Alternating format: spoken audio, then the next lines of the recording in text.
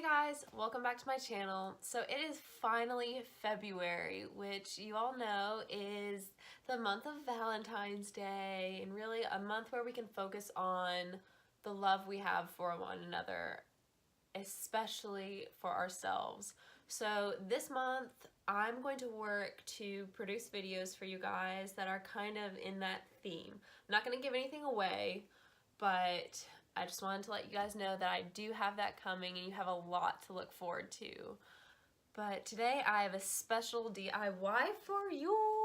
And last week I did a video on bath goals, and I had some bath salts and a bath bomb from the wonderful Moon Body Soul.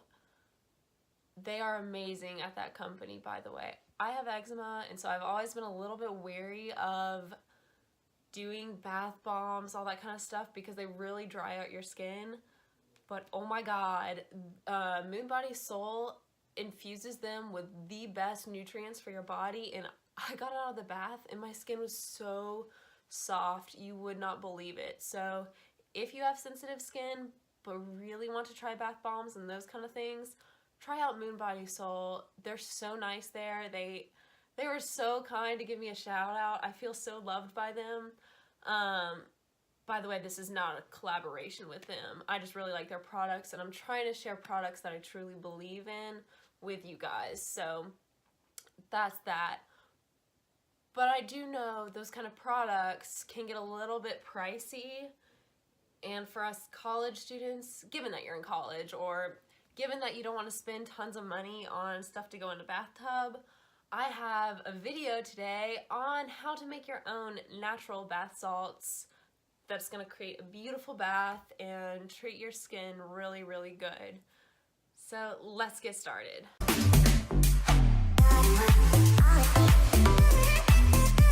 So the first ingredient you're going to want is, I think this is about 3/4 of a cup of pink Himalayan salt.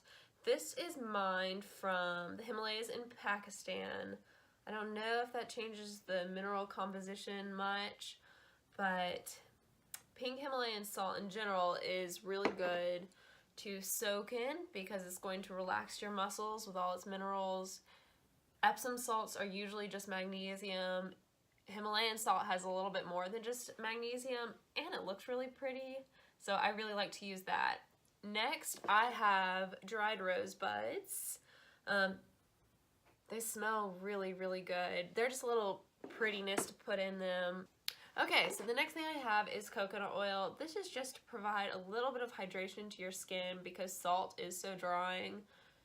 If that doesn't bother you, you can skip this step, or if you don't like coconut oil, whatever it is, you don't have to put it in, but I'm gonna mix it up with my salts. And finally, we've got our lavender essential oil. And this is 100% pure therapeutic grade. Be careful about the different categories of essential oils you buy, because some are going to be food grade, which means you can eat them, and then some are going to be therapeutic grade, like this one, which you can't eat.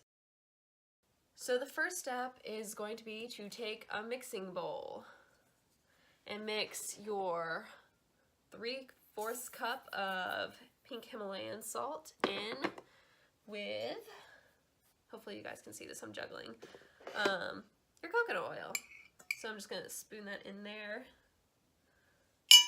And I'm going to switch to a fork and mix it up.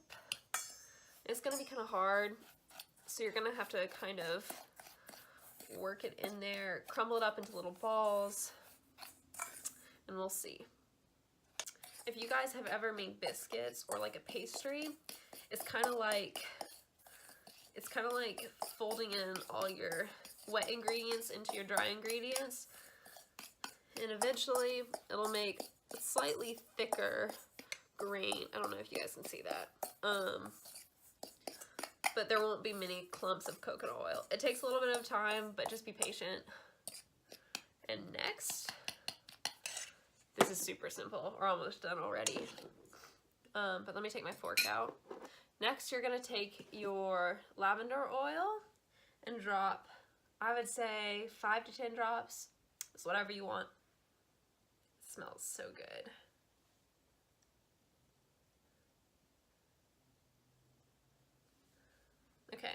I just did 10 drops, and I'm going to take my fork again and my bowl and mix it all in. You want those oils to be in all of your salts. It smells so good. And again, your salt is going to look slightly coarser than it just started. You know, I didn't think about this, but if you want, you can get coarser Himalayan salt. I just got a fine grain. I know they have ultra fine grain, but it's really just personal preference, what you guys want to do. But I chose just plain old fine grain. I think maybe next time I'll try coarse, because it looks really pretty. Okay, so once our oils are all mixed in, it's going to look something like this. Not much different. But what I did was I got a cute little jar. This one's got a little blue rubber thing on the top. And you could probably store in Tupperware even, but I just wanted this to look cute for you guys. But then you're going to take your salts and spoon it into your jar really carefully. Let's see if I can do this with the camera, so you guys can see me fail and get this all over my rug. This is probably not the best thing to do in your bedroom, but my kitchen is consumed by my parents right now. So I'm just gonna spoon it in.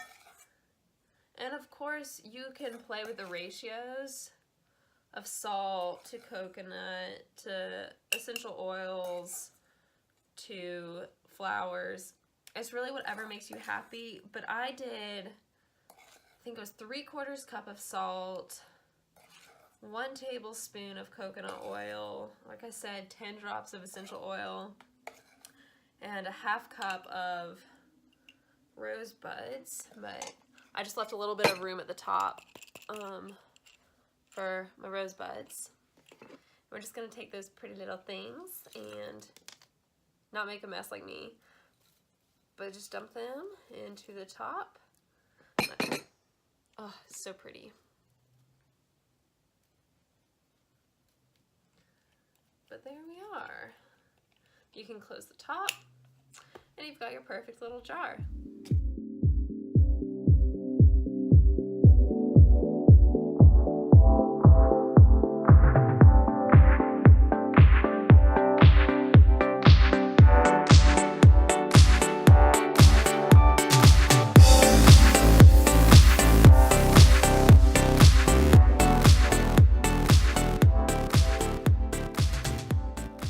Still solid at room temperature.